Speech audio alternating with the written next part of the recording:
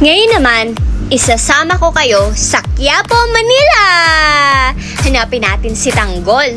Tara, samahan niyo ako.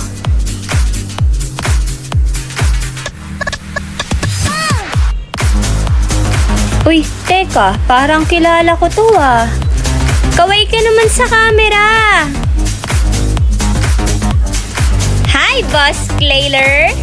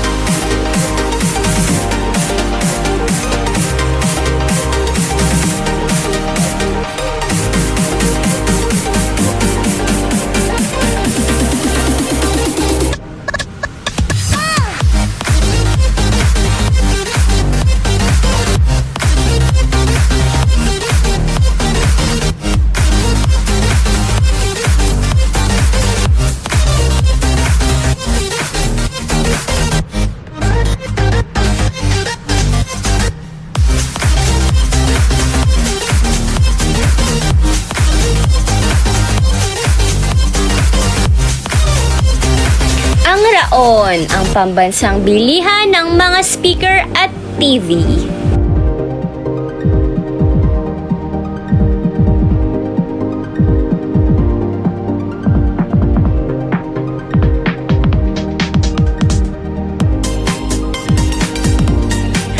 Ayan na, natatanaw ko na ang Quiapo Church. Ay, may panginig. At syempre, hindi pwedeng mawala ang malaking screen ng Mercury Drag.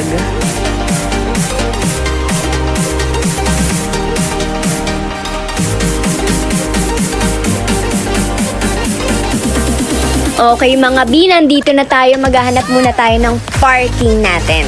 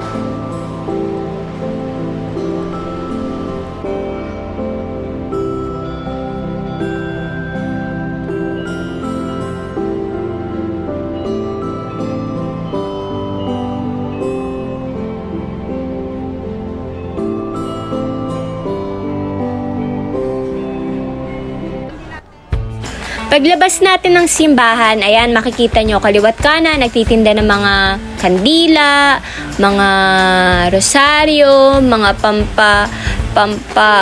basta lahat ng pampa nandiyan.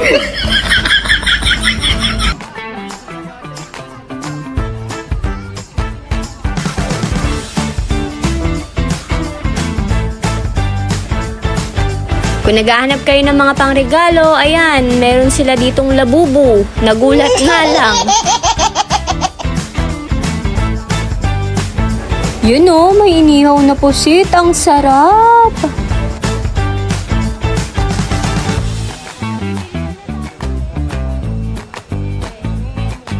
Kung naghahanap ka rin ng medyas para isasabit ngayong Pasko, eto, meron din sila dito.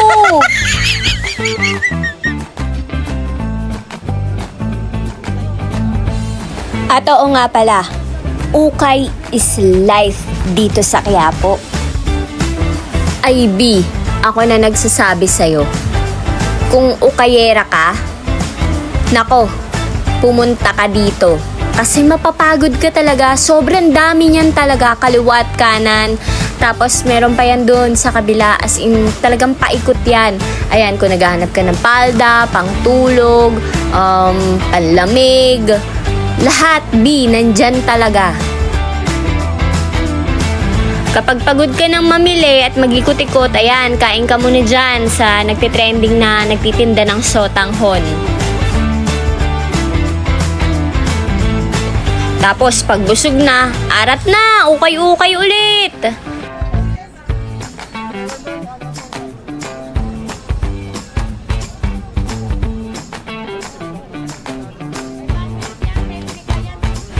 Kapag nagutom ka ulit, ayan, kain ka dito. Madaming pagkain dyan. Hoy, uwi na.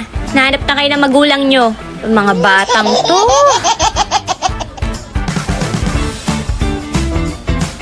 Oo nga pala, marami ring nagtitinda ng pampaswerte dito sa Quiapo. Pero syempre, pag bumili ka, hindi lang yung iaasa mo dun sa binili mong pampaswerte. Dapat sipagan mo din.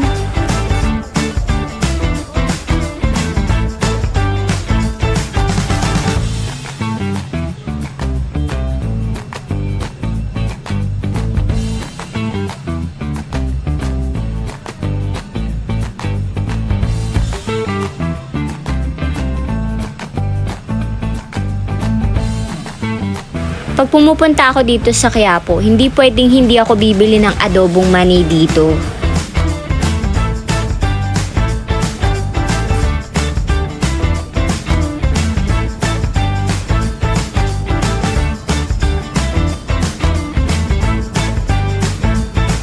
Nadadaanan natin yung paggawaan ng hopya. Masarap yung hopya dyan eh. Oy, Kim Chong Tien. Hindi akin yan. Oh, wag kang ano dyan. Tapos, konting lakad mo lang dyan. Ayan na yung excelente. Naku, haba ng pila dyan kapag bago magpasko tsaka bagong taon.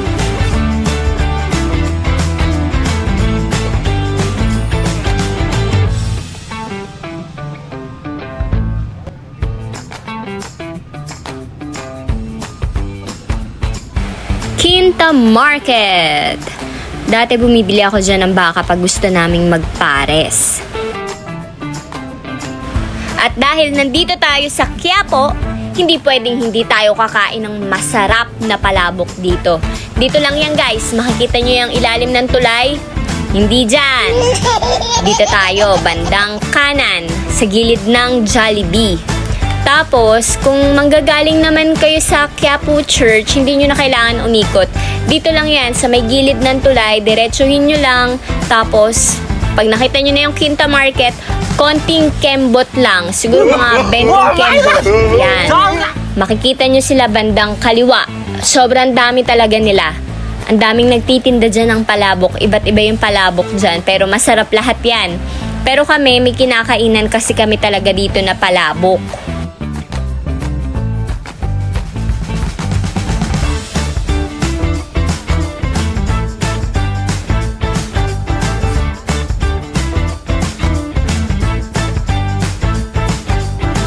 Ayan, makikita nyo yung sign na Lutong Maynila.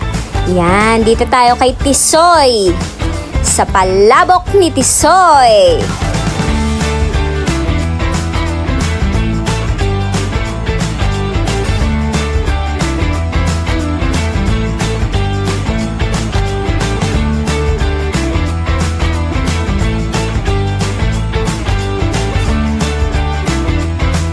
Kung gusto nyo mag-order, ayan, nandyan yung FB page nila, nandyan yung contact number nila. Tapos, pag kumain kayo dito, guys, igagawa nila kayo ng bago. Ayan, sila kuya. Hi, kuya! Ang sisipag ng mga yan. O, kita nyo naman, naka-plastic pa yung kamay ni kuya, di ba? Ang sarap dito, guys, promise. Ang daming sahog. Bongga. Mura pa, promise, 'di ba? Oh, ang sarap, 'di ba? Tingnan niyo naman, talaga naman, putok-batok, samahan niyo pa ng Royal Bikini Man. At nabusog nga daw si Bossing Clayler. Dahil busog na at nakapagsimba na, tara, uwi na tayo.